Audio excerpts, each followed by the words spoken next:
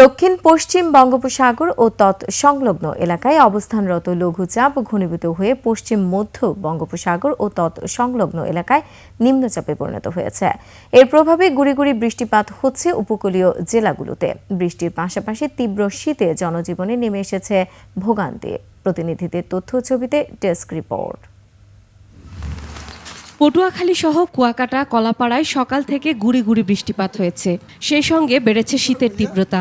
এতে সবচেয়ে বেশি ভোগান্তিতে পড়েছে নিম্ন আয়ের মানুষ। গভীর সাগরে অবস্থানরত জেলেরাও পড়েছেন বিপাকে। বরিশাল নগর সহ জেলা জুড়ে বিভিন্ন স্থানে গুঁড়ি বৃষ্টি হয়েছে। হঠাৎ বৃষ্টিতে জনজীবন বিপর্যস্ত হয়ে পড়েছে।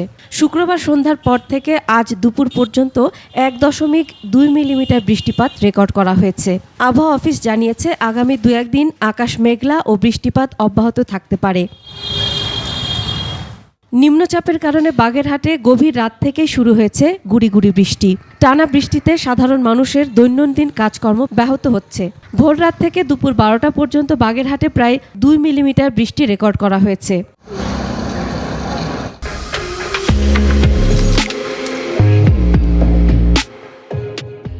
ঝালকাঠিতে তীব্র শীত এবং ঘন কুয়াশা আর বৃষ্টিতে জনজীবন বিপর্যস্ত হয়ে পড়েছে।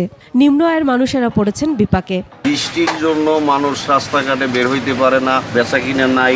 অনেক শীত এবং বৃষ্টি হইতেছে, রোদ্দুর নাই। নিম্নচাপের কারণে লক্ষ্মীপুরে গুঁড়ি গুঁড়ি বৃষ্টি হচ্ছে। এতে জনজীবনে কিছুটা স্থবিরতা নেমে আসে। ভোর থেকে আকাশ মেঘাচ্ছন্ন এবং কুয়াশা বিরাজ করছে। গুঁড়ি গুঁড়ি বৃষ্টি হচ্ছে, বৃষ্টির কারণে শীতের প্রভাব বাড়তেছে। খুলনা, বরিশাল ও চট্টগ্রাম বিভাগের 2-1 জায়গায় হালকা বৃষ্টির কথা জানিয়েছে আবহাওয়া অফিস।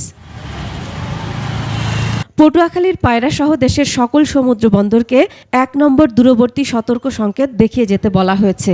পাশাপাশি মাছ ধরা ট্রলারগুলোকে উপকূলের কাছাকাছি থেকে সাবধানে চলাচল করার নির্দেশনা দেওয়া হয়েছে। Masum আলিসা, desk report, 21 television.